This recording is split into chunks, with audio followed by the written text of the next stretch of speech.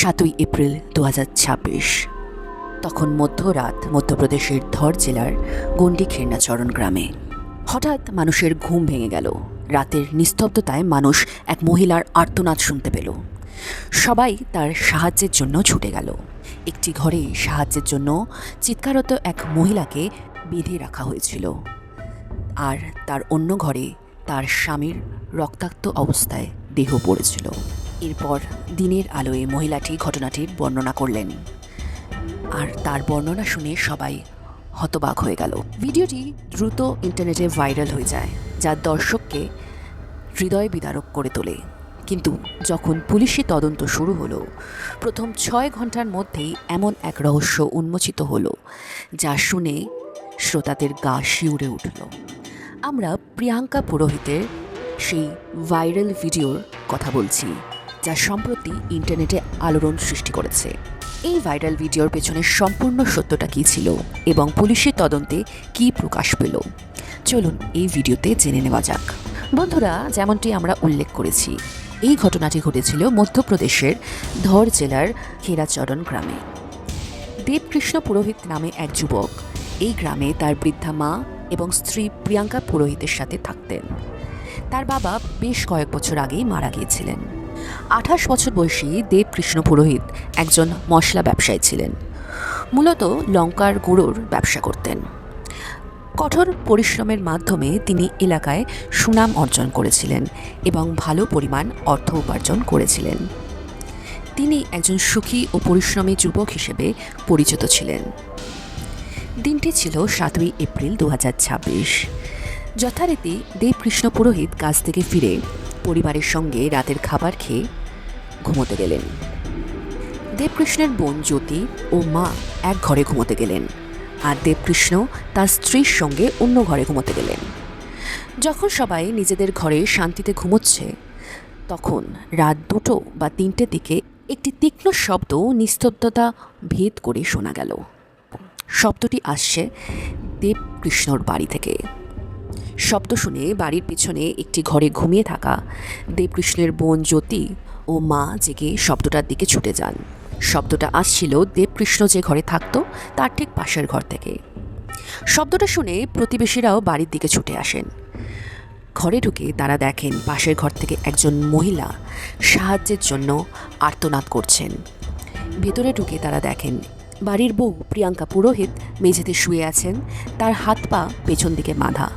তারা সঙ্গে সঙ্গে তাকে তুলে বাঁধন খুলে দেন। তারা প্রিয়াঙ্কাকে জিজ্ঞেস করেন কি হয়েছে, কে এসেছিল যার জন্যে সে এত জোরে চিৎকার করছিল। উত্তরে সে যা বলে তা শুনে সবাই হতবাক হয়ে যায়। সে জানায় যে কিছুক্ষণ আগে কিছু ডাকাত বাড়িতে ঢুকেছিল। তারা তাকে মারধর করে, অন্য একটি ঘরে আটকে রাখে এবং সাহায্যের জন্য চিৎকার করলে তার স্বামীকে মেরে ফেলার হুমকি দেয়। সে আরও জানায় যে তার স্বামী দেবকৃষ্ণ ডাকাতের সাথে লড়াই করতে গিয়ে গুরুতর আহত হন। প্রিয়াঙ্কার কথা শুনে লোকজন দেবকৃষ্ণের ঘরের দিকে ছুটে যায়। ঘরের জিনিসপত্র চারদিকে ছড়িয়ে ছিটিয়ে পড়েছিল। দেবকৃষ্ণর রক্তাক্ত দেহ খাটে পড়েছিল। কয়েকজন তাকে জাগানোর চেষ্টা করে, কিন্তু কোনো সাড়া নেই। তার শরীরে কোনো নাড়াচড়া নেই। শীঘ্রই নিশ্চিত হওয়া যায় যে দেবকৃষ্ণ মারা গেছেন। এই খবর শুনে পরিবারটি শোকে কান্নাকাটি শুরু করে। বৃদ্ধা মা এবং বোন কান্নায় ফেটে পড়ে, তাদেরকে সান্ত্বনা দেওয়া যায় না। এদিকে অল্প বয়সে বিধবা হওয়া প্রিয়াঙ্কা পুরোহিত উচ্চস্বরে কাঁদতে শুরু করে। প্রিয়াঙ্কার কান্নায় পুরো ঘর ভরে যায়। ততক্ষণে প্রায় ভোর 4টে বেজে গেছিল। ভোরবেলা ধর জেলার রজতাত থানায় ঘটনাটির খবর জানানো হয়। থানায় খবর পেয়ে সঙ্গে সঙ্গে সেখানকার পুলিশ সুপার মায়াঙ্ক অবস্থি এবং এসপি পারুল বেলা ঘটনাস্থলের দিকে ছুটে যায়। মামলার গুরুত্ব বিচার করে পুলিশ সুপার অন্যান্য কর্মকর্তাদের এবং ডগ স্কোয়াড, ফরেন্সিক টিম এবং সাইবার সেলকে ঘটনাস্থলে ডেকে পাঠায়। এদিকে ভোরবেলা ঘটনার একটি ভিডিও ইন্টারনেটে ভাইরাল হয়ে যায়। ভিডিওটি প্রিয়াঙ্কা পুরোহিতকে কাঁদতে এবং জনসমক্ষে সেই রাতের ঘটনা বর্ণনা করতে দেখা যায়। কাছাকাছি থাকা মহিলাদের কাঁদতে থাকা প্রিয়াঙ্কাকে সান্ত্বনা দিতে দেখা যায়। ভিডিওটি ভাইরাল হওয়ার সাথে সাথেই মানুষ দ্রুত বিচারের দাবি জানাতে শুরু করে। পরিস্থিতির গুরুত্ব বুঝতে পেরে পুলিশ অবিলম্বে তদন্ত শুরু করে। প্রথমে তারা ঘটনাস্থল পরিদর্শন করে। মৃতদেহটি ময়নাতদন্তের জন্য পাঠানো হয়।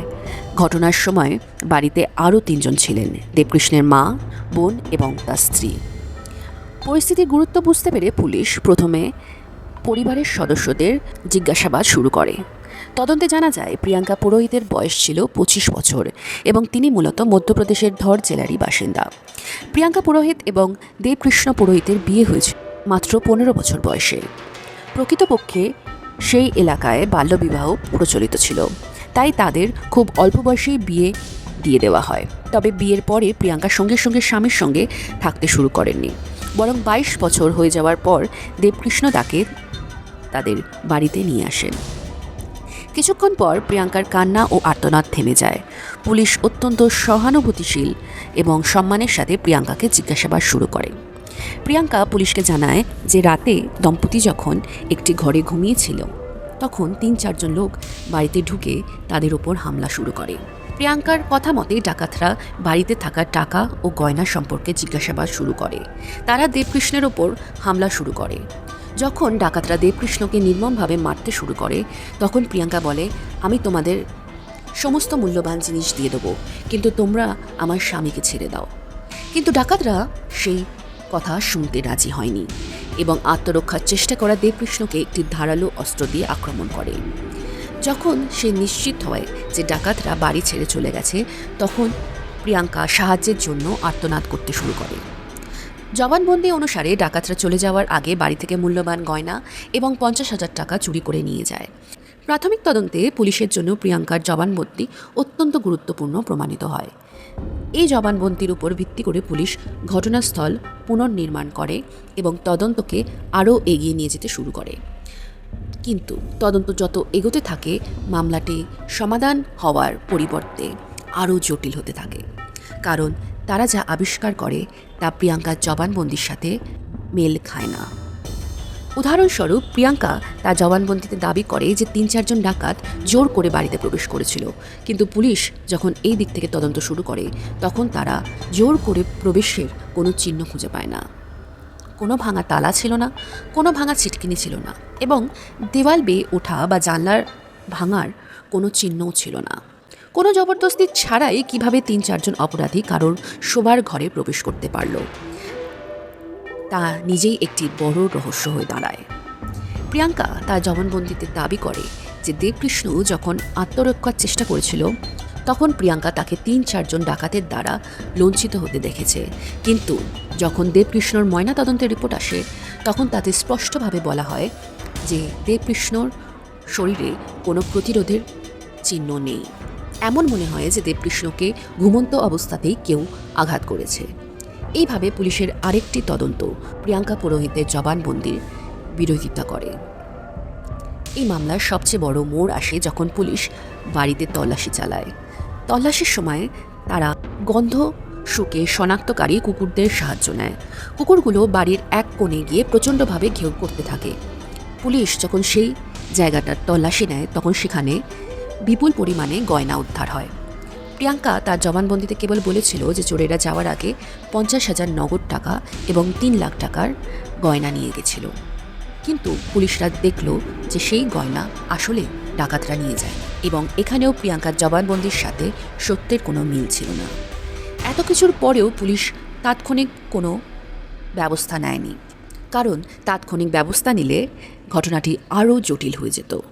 উল্টে পুলিশ প্রিয়াঙ্কার সাহায্য চায় এবং বলে, আমরা ঘটনাস্থলটিকে পুনরায় তৈরি করতে চাই। এই পরিস্থিতিতেও প্রিয়াঙ্কা ধরা পড়তে শুরু করে। সে তার জবানবন্দিতে যা বলেছিল তা সঠিকভাবে পুনরায় তৈরি করতে সে ব্যর্থ হয়।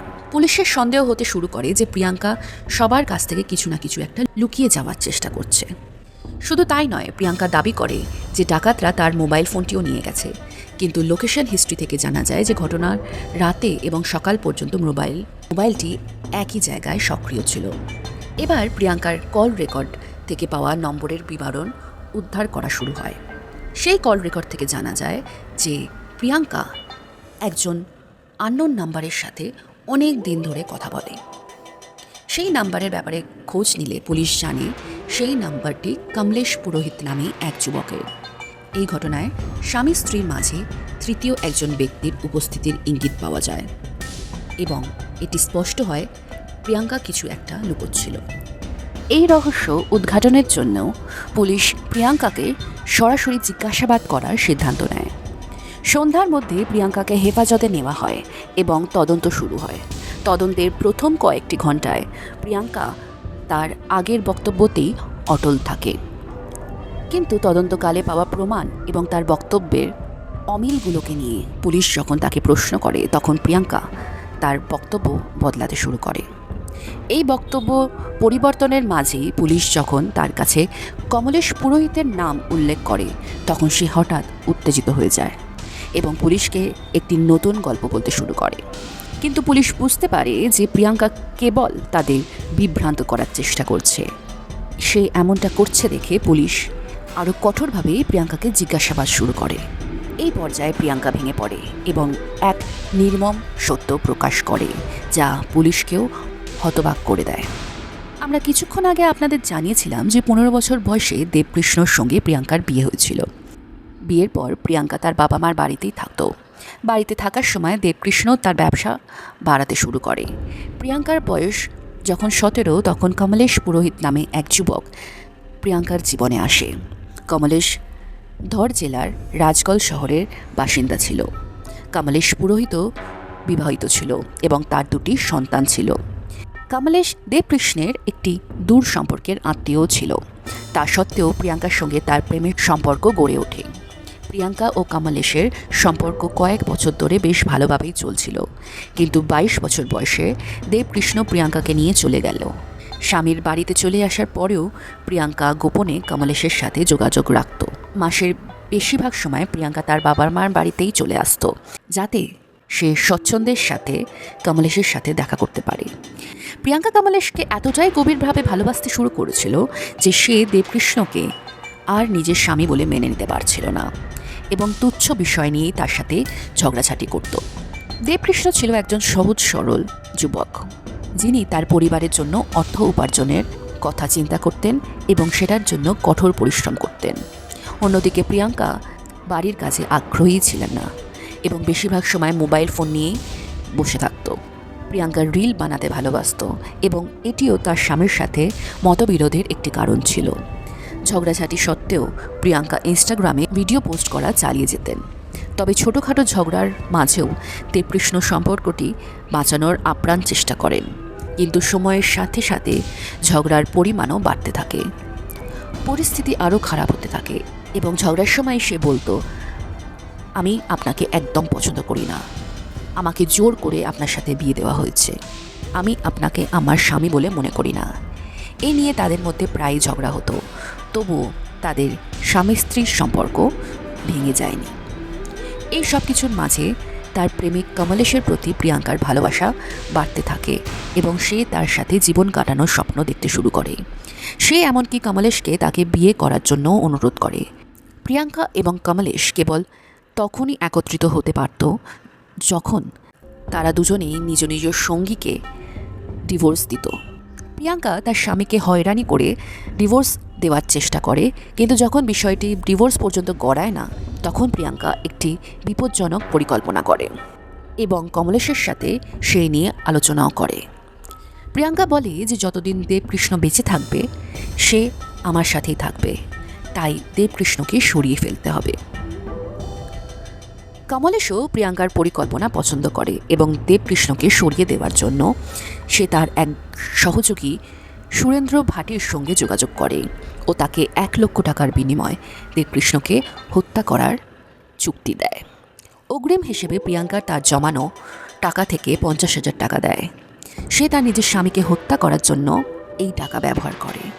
প্রিয়াঙ্কার সাহায্যে ভাড়াটে খুনিরা বেশ কয়েকদিন ধরে বাড়িটি পর্যবেক্ষণ করে এবং দেবকৃষ্ণকে ফলো করে এবং দেবকৃষ্ণের দৈনন্দিন জীবনযাত্রা বোঝার চেষ্টা করে। এছাড়াও সহজে প্রবেশের জন্য প্রিয়াঙ্কা বেশ কয়েকদিন ধরে গেট খোলা রেখে ঘুমোতে শুরু করে। দেবকৃষ্ণকে হত্যা করার তারিখ হিসেবে 7ই এপ্রিল 2026কেই বেছে নেওয়া হয়। সেই দিন প্রতিদিনের নিয়ম অনুযায়ী রাতের খাবারের পর সবাই ঘুমোতে যায়। প্রিয়াঙ্কা ইচ্ছাকৃতভাবে দরজা খোলা রাখে। সবাই ঘুমিয়ে পড়লে সে গোপনে ফোনে তার প্রেমিককে খবর দেয়। কমলেশ এই খবরটি ভাড়াটে খুনি সুরেন্দ্র ভাটিকে জানায়, যে সাবধানে প্রধান দরজা দিয়ে বাড়িতে প্রবেশ করে। প্রিয়াঙ্কা তাকে তার শোবার ঘরে আসার জন্য ইশারা করে। ভাটি ঘরে প্রবেশ করতেই তার চোখ পড়ে দেবকৃষ্ণের ওপর। সে গভীর ঘুমে আচ্ছন্ন। নিজের মেজাজ না হারিয়ে সুরিন্দর ভাটি তার লুকিয়ে রাখা একটি ধারালো অস্ত্র বের করে এবং দেবকৃষ্ণর মাথায় সজোরে আঘাত করে। আক্রমণটি এতটাই দ্রুত ছিল যে দেবকৃষ্ণের মাথার খুলিতে একটি গভীর ক্ষত হয়ে যায়। তিনি চিৎকার করারও সুযোগ পায় না এবং একটিও চিৎকার না করে তার শ্বাস প্রশ্বাস থেমে যায়। এক আঘাতে তাকে হত্যা করার পর কমলেশ কথিতভাবে বাড়িতে প্রবেশ করে এবং আক্রমণকারী শান্তভাবে বেরিয়ে যায়। এরপর প্রিয়াঙ্কা এবং কমলেশ একসাথে বাড়ির সমস্ত জিনিসপত্র ছড়িয়ে ছিটিয়ে দেয়, যাতে সকালে ডাকাতের একটি গল্প তৈরি করা যায়। প্রিয়াঙ্কা তার গয়নাগাটি সব একটি নিরাপদ স্থানে লুকিয়ে রাখে। কিছু সংবাদ মাধ্যম এবং সোশ্যাল মিডিয়া হ্যান্ডেল এমনও দাবি করে যে প্রিয়াঙ্কা সেই রাতে তার মৃত স্বামীর লাশের পাশে প্রেমিক কমলেশের সাথে মিলিত হয়, কিন্তু পুলিশ এমন কোনো ঘটনার কোনো নিশ্চিত করেনি। পরবর্তী তদন্তেও এই মিলনের বিষয় নিশ্চিত হওয়া যায়নি। প্রাপ্য তথ্য অনুযায়ী বাড়ি ছাড়ার আগে কমলেশ চুপিসারে প্রিয়াঙ্কাকে একটি ঘরে নিয়ে যায়, তার হাত পা পেছন দিকে বেঁধে দেয় এবং শান্তভাবে বাড়ি থেকে বেরিয়ে যায়। প্রিয়াঙ্কা প্রায় আধ ঘন্টা চুপ করে থাকে, যাতে অপরাধীরা সহজে এলাকা থেকে পালিয়ে যেতে পারে। যখন প্রিয়াঙ্কা নিশ্চিত হয় যে আক্রমণকারী এবং তার প্রেমিক এলাকা থেকে অনেক দূরে চলে গেছে, তখন সে তার নাটক শুরু করে এবং সাহায্যের জন্য চিৎকার করে। এই নাটক পরবর্তী কয়েক ঘন্টা ধরে চলতে থাকে, কিন্তু পুলিশদের বুদ্ধি এবং পরিশ্রমের ফলে তদন্তের মাত্র কয়েক ঘন্টার মধ্যেই প্রিয়াঙ্কার আসল রূপ সবার সামনে চলে আসে। 2026 সালের 9ই এপ্রিল প্রিয়াঙ্কাকে গ্রেফতার করা হয় এবং আদালতে হাজির করা হয়। পুলিশ 9ই এপ্রিল এই মামলায় জড়িত প্রিয়াঙ্কার প্রেমিক কমলেশকেও গ্রেফতার করে। এই মামলায় হামলাকারী সুরেন্দ্র ভাটি নিখোঁজ হয়ে যায় এবং রিপোর্ট অনুযায়ী এখনও পর্যন্ত পুলিশ তাকে ধরতে পারেনি।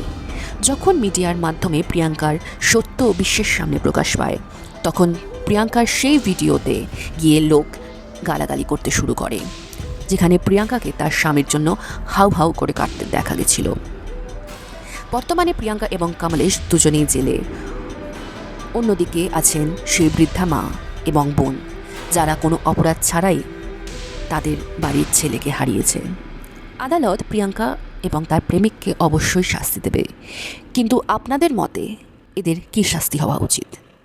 আর এরম ঘটনা আমরা সচরাচরই শুনতে পাচ্ছি, তো আপনাদের মতে এরম ঘটনা থেকে বাঁচতে কী করা উচিত?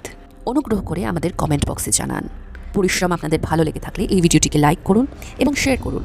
যদি আপনারা এখনও আমাদের চ্যানেলটিকে সাবস্ক্রাইব না করে থাকেন, তাহলে দ্রুত আমাদের চ্যানেলটিকে সাবস্ক্রাইব করুন এবং বেল আইকনটি টিপুন। এরম আরও গল্পের জন্য আমাদের সাথেই যুক্ত থাকুন। ধন্যবাদ।